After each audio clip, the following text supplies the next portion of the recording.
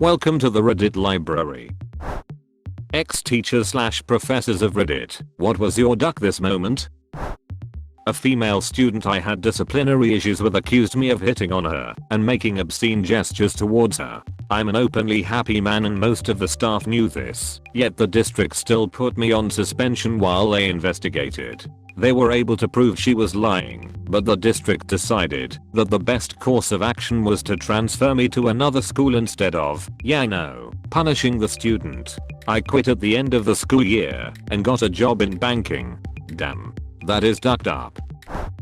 A student had a mental breakdown in the library, smashed a wooden chair, and gouged a pencil in his arm, while screaming that he wanted us all to go away, and I got reamed out for not calling campus security before I called 911. Edit. I want to thank you for the gold and to thank everyone for their kind words. There are so many good points about why on-site security should be called. Honestly, everyone should check with their institution and find out the protocols, but let your ethical and moral code guide you too. Please skip this paragraph if you have issues with violent events. Frankly, I'm glad I called 911 first, or this story would have a really bad ending. When the student gouged his arm, he must have hit something, and blood started pulsing out of his arm. He inflated, I don't know how else to explain it, turned purple, and screamed even louder.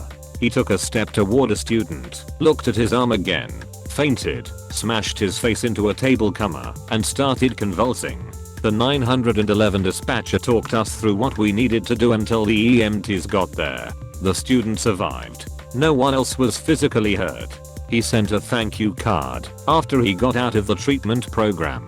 On calling security first, I was never informed of that policy. None of the other staff / faculty who were trying to get the other students out or hidden in a staff room knew about the policy either. Others called 911 also. The person who screamed at me for not following the chain of command was the person who was supposed to train all faculty and staff in the policy. They did not do that. The school did have a history of not reporting vandalism, car break-ins, and thefts to local law enforcement. I don't think that came into play with this event.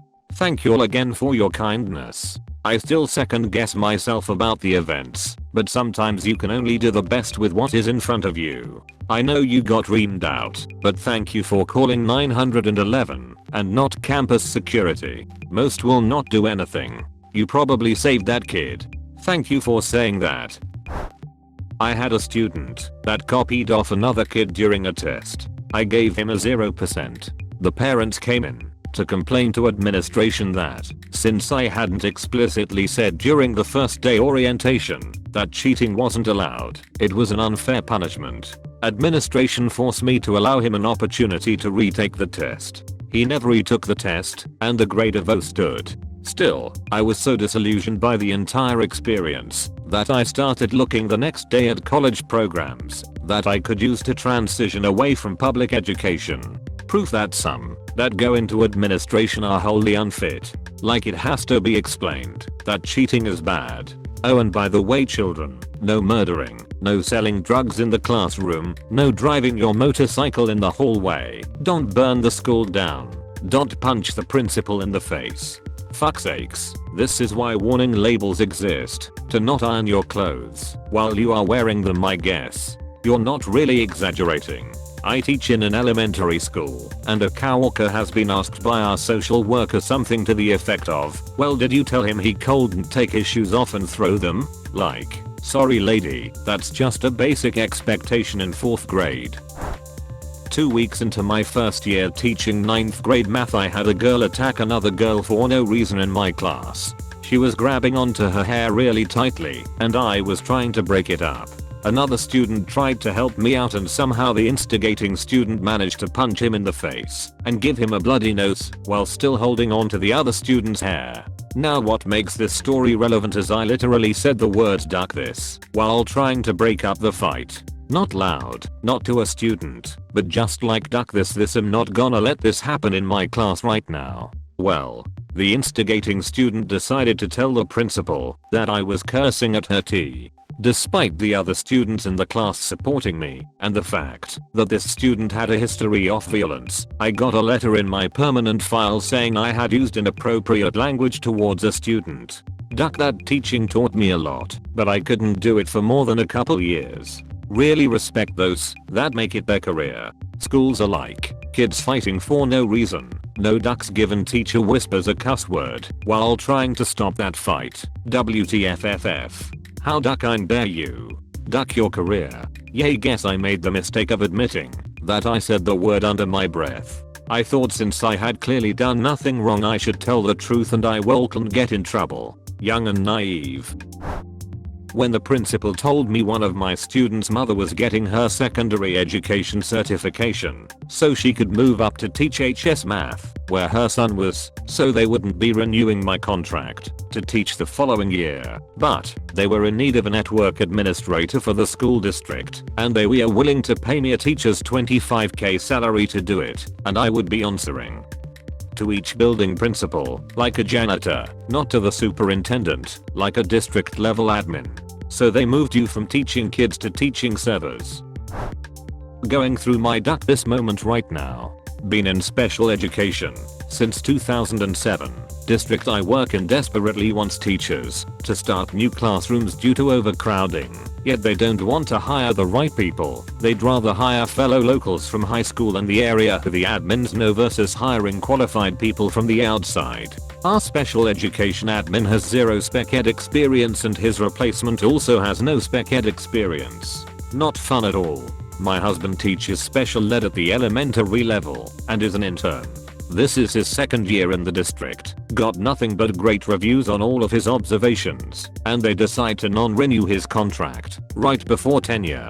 They said he wasn't progressing as much as they would have liked. Turns out they've been doing this for years, hiring interns who are on the lowest end of the pay scale, and then not renewing their contract, and then hiring more interns. Really great for special ed kids who need the stability. I feel badly for his students, but I wanted him out of that district anyway. No support.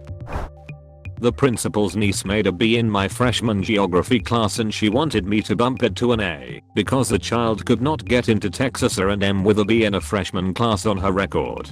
This school also pressured teachers to fail no students.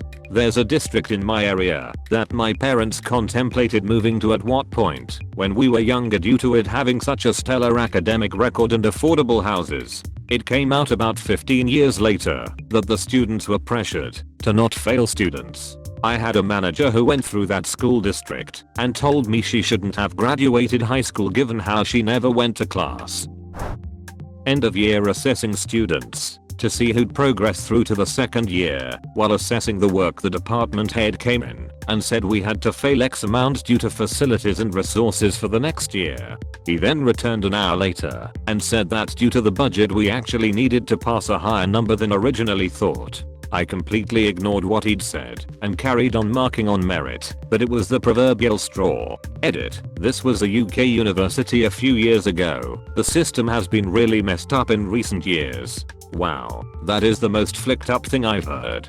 I know that goes on, but still. I know this isn't exactly what you were talking about, but when I was in high school, my graduating class was going to have the lowest grad rate in our state in the 50 years preceding.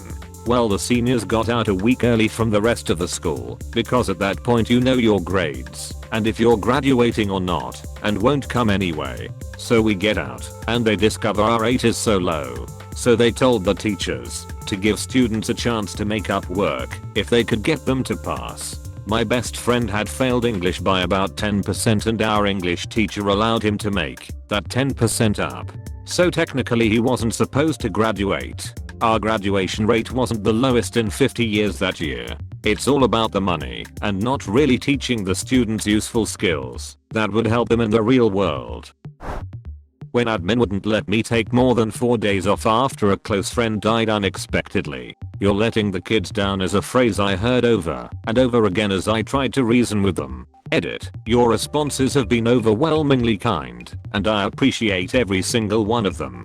Thank you so much. My girlfriend died. You're letting the kids down. I'm in the hospital. You're letting the kids down. I have terminal cancer and am bedridden. You're letting the kids down. Looks at your gravestone. You're letting the kids down.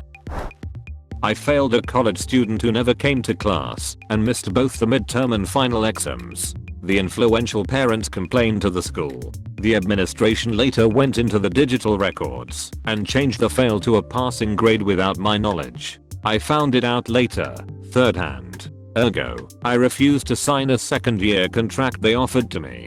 That kind of thing can cause a school to lose its accreditation if reported. Caught a student cheating. But, stupid cheating, cheated off of someone else with the wrong answers and the same wrong spelling. When I spoke to him regarding taking a new test, generous on my part considering it should have been a 0 per school policy, he refused and said I would be hearing from his parents. I, of course, did hear from them via my principal within an hour.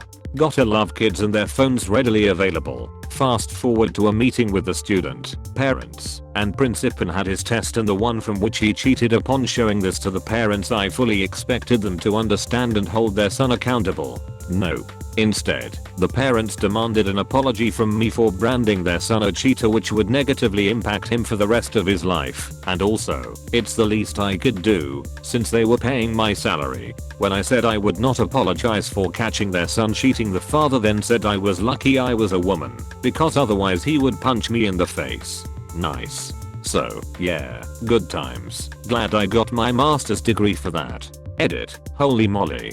Came back on, just to lurk like I normally do, and I didn't expect this. Okay, so, admin ended the meeting at that moment. Shouldn't have gotten that far, I think. Can't remember, this was over 10 years ago now. The student was taken out of my class. Everyone wins of new admin these days. Super supportive of everyone. Holds teachers, parents, students, custodians, cafeteria workers and everyone in between responsible. Parents still get a little crazy, but as a staff, we feel very much supported. Also, for the record, I do love my job. Comes with its insane stories like they all do, right?